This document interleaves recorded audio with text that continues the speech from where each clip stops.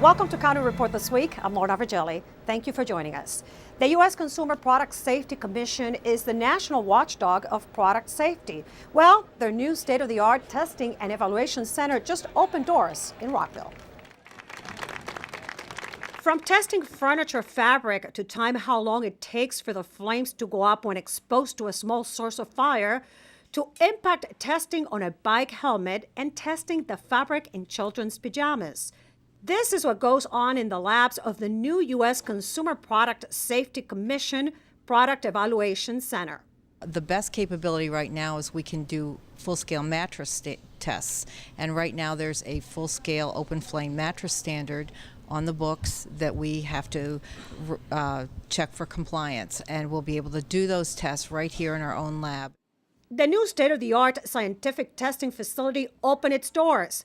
75 scientists and engineers will work in the newer lab that offers added testing capabilities for faster results. Right now, products coming into our market, we screen at the port. The product is brought here, it's tested, and we either send the products back to the country of origin or we destroy the products and not let them come into the United States. The scientists used to work at the Commission's headquarters in Bethesda and in another federal facility in Gaithersburg. Now the entire operation has moved to Rockville. This is a tremendous opportunity for the city. Not only do we bring another science venture into the city, but we bring employment, we bring opportunities for new developments in science. I am so pleased to see this in our community. There is more space and equipment to test things like fuses on fireworks, lead content on infants' shoes, and toys. The county has a new addition to its planning board. Board members serve 4 years and are limited to 2 terms. Here's Susan Kennedy with the story. Susan? That's right, Lorna. The county has a new planning board member who has more than 2 decades of experience in law, politics, and the planning process. I'm not going to get too deeply into that, but I just want to provide some context. Casey Anderson is not a new face to Montgomery County planning. He has spent the better part of his life involved in issues that directly affect the quality of life in Montgomery County. I think that we need to figure out how we're going to do over the next 50 years what we need to make our county continue to be even more livable and appealing, to attract more residents and businesses, but to do it in a way that's different than the way we've done it in the last 50 years. So that's the challenge, to figure out how to redevelop some of our older areas that could use some help, and also how to grow in places like White Flint to do some things that I think are going to be really exciting. All those in favor of Casey Anderson, please signify by raising your hands. Anderson won approval from the council with 7 votes. Congratulations, and we look forward to working with you. Council President Valerie Irvin praised him for his dogged efforts around the county's zoning rewrite and his role in the Woodside Citizens Association. I think you're a fearless fighter for the community. You never shirked from your positions on items that matter so much to so many people who do not have folks like you who will speak on their behalf. You can always wake up in the morning and feel good that you fought the good fight for all the right reasons, and that's why I'm supporting you. Bicycling and making it more accessible is another one of his passions. He says he's committed to making Montgomery a safe, enjoyable biking community. People on bikes like their commutes. Well, I've always felt that bicycles aren't just about my fetish for riding around on 2 wheels. It's about creating communities that are livable. If you think about the places that would be fun and appealing to go ride a bike, usually those are places that are fun and appealing to live and to be walking around, to be patronizing businesses, to be relaxing and enjoying life. And so I think it's not about just getting more people on bikes, but it's about creating that kind of communities that are livable and enjoyable for everybody. Casey Anderson will begin his term later this month. I'm Susan Kennedy for County Report This Week. The Montgomery County Elder Adult Abuse Task Force has partnered with Asbury Methodist Village to raise awareness about elder abuse. In an event held this week, they announced a task force comprised of the Montgomery County Police Family Crimes Division, the Ombudsman Program, Adult Protective Services, and the Office of the State's Attorney. Members of the task force work together to investigate and prosecute elder and vulnerable adult abuse and to educate the community about this issue. The task force works in conjunction with the Family Justice Center for Montgomery County. A county council committee has received an update on policies for providing access to services to residents with limited English proficiency. Committee Chair Nancy Navarro has worked to increase outreach to this segment of the population by arranging for translation and interpretation support for residents who interact with the council. She told us how different agencies are serving these county residents. The Montgomery County Public Schools has the most robust program. When I was on the board, we created a translation unit. And so the goal now is to find a way, and this is something I want to pursue, to develop a memorandum of understanding to have Montgomery County Public Schools provide some of that capacity also to other agencies, because resources are very, very limited, and we have a model. I mean, they've received awards nationally. The new Montgomery County Public Schools superintendent is gearing up for the next school year. Here's more. Incoming Superintendent Dr. Joshua Starr paid a visit to Montgomery County this week to learn more about our school system, as well as to meet and talk with staff, parents, and students. At Richard Montgomery High School, he attended a community meet and greet event where he engaged with parents and community members. I am convinced in America today that our standards for our children are not high enough. There is so much more we could be doing for our kids. If you focus on good instruction for kids, good things will happen for them. I'm encouraged that he doesn't see it as a reform opportunity, that he's going to take the time to listen and understand what the issues are before taking actions. From what I heard tonight, I think he definitely has the potential to lead our school system down a path that's going to be really good. I like that he's young and he's fresh and that he's going to, bring some new ideas and new optimism to this community. He shared the analogy that, we want our students to excel academically, but we also want them to excel as human beings, and we have to find the way to create that balance. Dr. Starr also gathered with student government leaders to hear about their ideas and issues. Today was a great opportunity for us to share our opinions with Dr. Starr and have him respond to our questions so that we can sort of work to promote a greater future for our school system. Boys and girls, look up here. I want you to meet my boss, Dr. Joshua Starr. What can we say? With visits to Oakland Terrace Elementary School and Newport Mill Middle School, Dr. Starr was able to take in day-to-day operations at MCPS as he observed classrooms and interacted with teachers and staff. It was great for us to be able to show our instructional program. It's been really moving to have someone come in and actually look at the great work that's been done here. There's such a strong and committed, knowledgeable staff here, and educators love to learn. So I want to help everybody learn and help everybody grow and figure out together how we're going to reach new heights. Dr. Joshua Starr officially takes the helm of the school system on July 1st. A number of county high school athletes were on hand at the council office building this week to receive recognition for winning various local titles. Members of the boys tennis team from Whitman, Wootton, and Churchill High Schools, as well as a member of the Northwest High girls track team, were all present for the honors. Thea LaFond from Northwest received her award from council member Phil Andrews. Thank you very much. This sport has taught me so much. The support system is unbelievable. And truthfully, I don't know what I would do without my coaches and my team that have always pushed me to go farther and beyond. And especially my parents, who definitely coaxed me to join a track team instead of being boys basketball manager. Thank you. Thank you very much, Mom. You knew what you were talking about.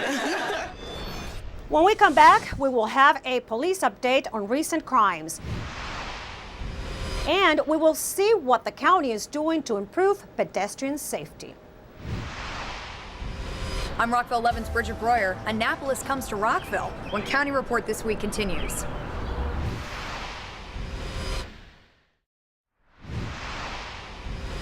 Welcome back to County Report this week. I'm Lorna Virgili.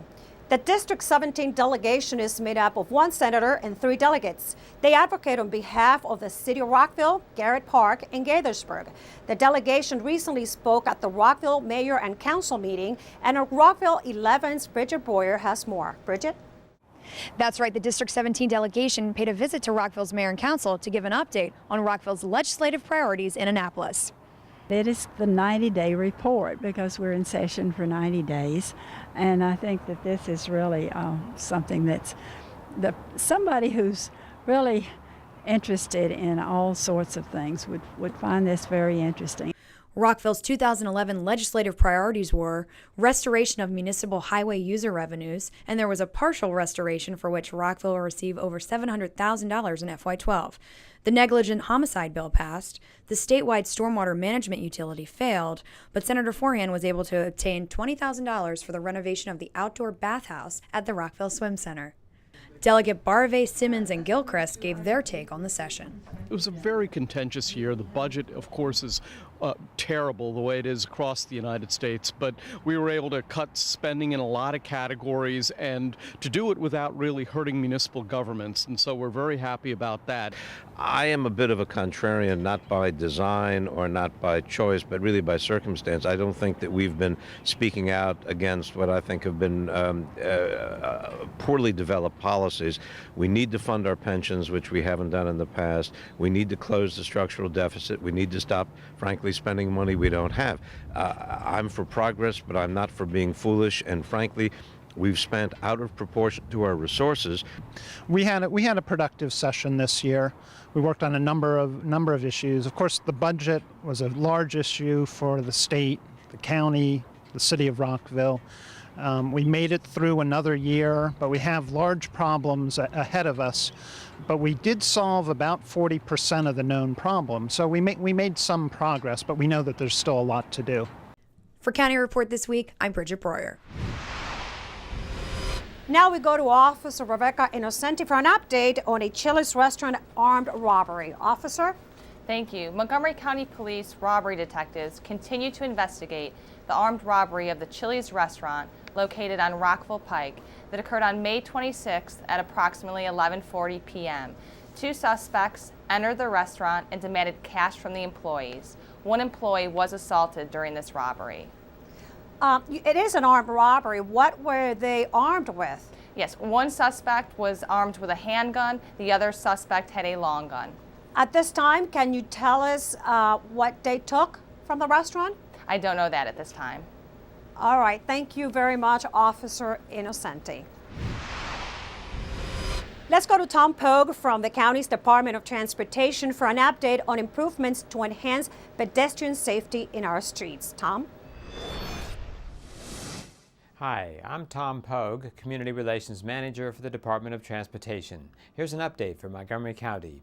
MCDOT has recently completed several projects as part of the County Executive's Pedestrian Safety Initiative. Such investments are intended to reduce the more than 400 pedestrian collisions that occur each year.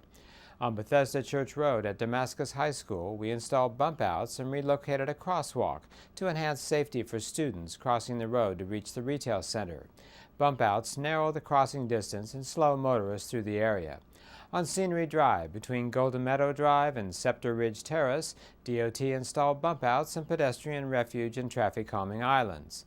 At the Germantown Transit Center on Aircraft Drive, the traffic lanes were modified so we could install a new crosswalk and refuge island. These were complemented with additional sidewalk connections. And at the Lake Flores Transit Center on Lost Knife Drive, we installed a new marked crosswalk and median crossing. A decorative fence was added in the median to discourage jaywalking. For more information, go to our website at montgomerycountymd.gov/MCDOT. We're working to keep you moving safely. Still to come on County Report this week, we highlight the importance of reading and showcase an organization that is helping youth excel.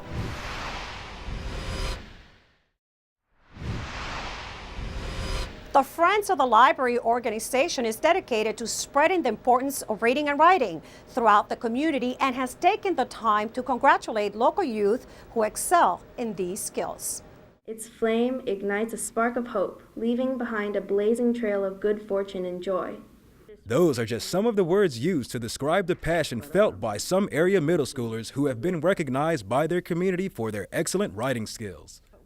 I feel the significance of having a program like this is to appreciate the diversity in Montgomery County and to allow the children to creatively express that and to feel good about themselves. Friends of the Library was the lead sponsor for this event, and I was very involved with the program development personally, as well as putting together all of the logistics, including publishing the book with all of the winning students and honorable mention entries. The student works were judged by professional writers and even college professors. I was very impressed with the quality of the writing from these middle school students. They have bright futures in writing jobs if they wish to pursue those. This program honors young writers for their talent and has inspired many of them to further their interest in the many fields of writing. I've never actually won an award since this is basically my first time participating in this sort of contest. It's a pretty good feeling, like I finally accomplished something with my writing since I've always liked to write, but I've never really had the opportunity to do anything with it. I like to write about people, friends, myself, future, past. How does it feel to be a winner? Good, but also scary. Will this inspire you to do more writing in the future? A lot.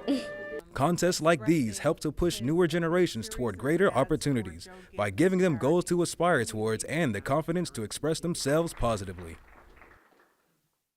To find out about all the events organized by Friends of the Library, visit folmc.org. Wendy Maldonado, a financial aid outreach counselor at Montgomery College, has received the National Coordinator of the Year award. Here's the story. This week during her video blog, Montgomery College President Dr. Darian Pollard had a surprise award presentation for financial aid outreach counselor Wendy Maldonado. She has been named the College Goals Sunday National Coordinator of the Year. Now, that's not just the local, it's not just the state, it's not the region, it's the National Coordinator of the Year. Congratulations, and this says College Goals Sunday 2011 College Goals Sunday Site of the Year Award. It is presented to Miss Wendy Maldonado. It's an honor to receive this award from the National College Goals Sunday program. Every year we work very hard to reach out to all the students and parents in high schools to let them know about College Goals Sunday so they can come and complete their FAFSA and get any financial aid questions answered. But one of the things that without this event, without their help, the event wouldn't be possible, and that's the 60+ volunteers that we have every year that are financial aid professionals, financial aid counselors here from the Montgomery College office, and any other financial aid office of colleges and universities in the area. I am so delighted that I had the opportunity to, first of all, meet Wendy Maldonado, but more importantly, present her with this award. College Goals Sunday, a phenomenal community event where we actually take college into the community by helping families complete financial aid forms, and to have Wendy recognized as the National Coordinator of the Year, I think is phenomenal. When I talk about relevancy and I talk about the fact that I want community colleges and Montgomery College in particular to be relevant, it is doing exactly this type of work, making what we do real to the families and students that we serve, and moreover helping them have access to what we do in this community. So I'm delighted. Congratulations to Wendy. Also congratulations to the state of Maryland that won the state award, but I'm so proud of our people, because our people is what make it work. Congratulations again to Montgomery College's Wendy Maldonado. This week we have a male dog named Jack, and he needs a home. Here's Kathy Stanhope from the Humane Society. Hi, this is Kathy Stanhope with your Pet of the Week at the Montgomery County Humane Society, and I'm here with a cute little guy named Jack Marlowe. As you can see, he's a Jack Russell, maybe Jack Russell mix. He's a terrier. He's about 4 years old. He's a neutered male, and he's just a sweet guy. He's sitting here so calmly. I have never met a Jack Russell sit as calmly as he's been doing. And he's just a nice guy, but he loves to play. His favorite game in the world is fetch. As all Jack Russell Terriers, he loves to ride in the car. He's just high energy most of the time. He'd make a good walking companion or even a good running companion. And like I said, he's just full of energy when he's not being very calm. And it's very nice to have a dog that can calm down when you want him to. So come down to the Humane Society and meet Jack. And remember, if you adopt someone like Jack, you're saving 2 lives. You're taking home the dog, Jack here, and you're making room for another dog at the shelter, so we can really save 2 lives. And you adopt a dog rather than buy one, you'll just feel so much happier. You'll know exactly what you're getting. You'll just feel so good, and think how good a dog like Jack will feel if you take him out of the animal shelter. So give us a call at 240-773-5967 or visit us on the web at mchumane.org, or come on down to the animal shelter and meet Jack or another dog just like him, and you will definitely go home with your new very best friend. Coming up, theater lovers cannot miss this 1960s production. And we will take you to a metro station to check out some inspiring art. We'll be right back.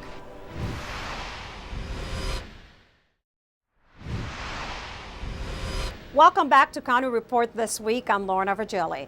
This month, ArtStream brings to the Asbury Methodist Village Rossboro Theater 2 new productions set in the 1960s. If you want to take some acting lessons or improv lessons, you want to watch me. Scene. Your heart is trapped in a box. More emotion. Obi, your character's feeling a lot. Show it with your body. Show it with your voice. Try it again. Well, Nicolette, maybe they shouldn't get their acting lessons from me. You want to come to ArtStream, where their mission is to create opportunities for individuals traditionally underserved in the arts. The DC area's inclusive art organization, ArtStream, is revisiting the 1960s with 2 new musical plays running in Gaithersburg this month. Yes, my show is called The Good, the Bad, and the Money. It's a Western, if you couldn't tell. And it's an original show with original music set in a small town called West USA. And something bad happens when some hoodlums and outlaws come into town and stir up trouble. People should expect some fun, rip-roaring entertainment when they come see The Good, the Bad, and the Money. ArtStream is unique because it is the only organization in the Washington, D.C. area committed to bringing the healing and joy of acting to individuals and groups with disabilities. What I like about ArtStream is the, like fun, hard work. Director of that 60s play, Nicolette Stearns, also an ArtStream founder, says the 1960s were a powerful and artistic time focused on people. We decided that we wanted to set our play in 1969, right before Woodstock, and we found that it was so cool because a lot of the actors would say that they thought that this was really like a metaphor for civil rights, that they felt like the 60s in particular, the hippie generation, the feel of that was inclusive. If you're really into what we do, come volunteer. I'll definitely put you to work, and I'll warn you, if you come work for ArtStream and you volunteer, you'll never leave. For more information about ArtStream or upcoming productions, visit their website at art-stream.org. For those who enjoy gardening tomatoes, think containers. Turns out that the plant is perfect for containers. Here are our friends at Brookeside Gardens. Hi, I'm Leslie McDermott with Brookeside Gardens. Summer's right around the corner, and that means now's the best time to get your vegetable garden going. And the great thing is, you don't have to have a lot of space to still have vegetables this summer. If you only have a small space like a patio, a deck, or a balcony, you can still do container vegetable gardening, like this wonderful patio tomato that I have here.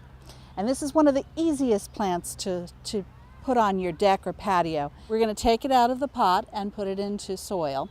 What you'll want to do is select a container that's 18 to 24 inches tall and about 14 inches wide. And then just place your tomato plant squarely in the center and fill the rest of the way up to about 2 to 3 inches from the top of your container. Some important things to remember are that your tomato is going to want nice, sunny, hot weather. So you'll want to find a sunny spot for it. And the key to having good tomatoes is to have it evenly watered. So you should let water run through your container, I would say at least every week, to make sure that your tomato plant is moist but not soaking.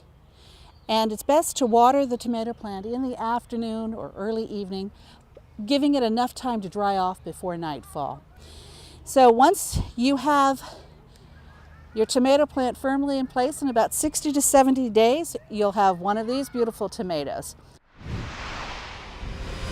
Metro Rail riders can now view art at the Tacoma Park station. A colorful mural now adorns one of the walls.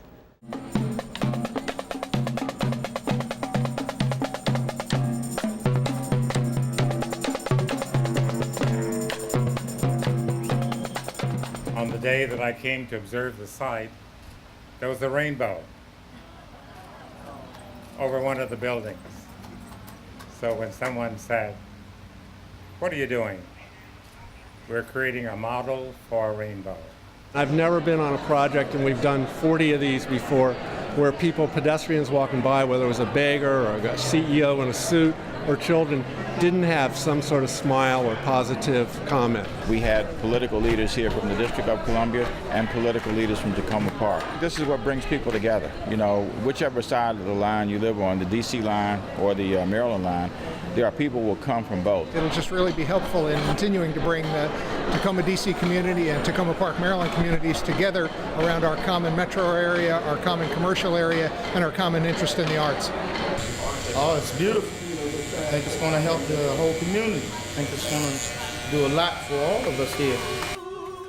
Art and light and beauty, I shall not be moved, just like a tree that's planted by the water.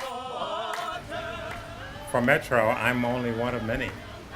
That's because there are many stops, many windows, and many of you. So, here it is. A model for a rainbow. Thank you.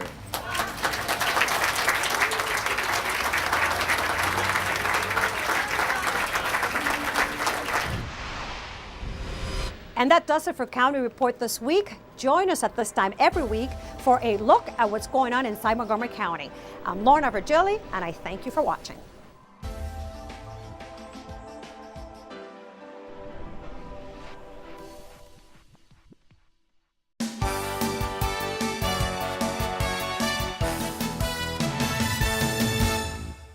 MC's Summer Dinner Theater brings two acclaimed musicals to the stage for its 34th season as it presents Elton John and Tim Rice's Aida and the classic favorite Meet Me in St. Louis. Performances begin this week in the Theater Arts Arena on the Rockville campus.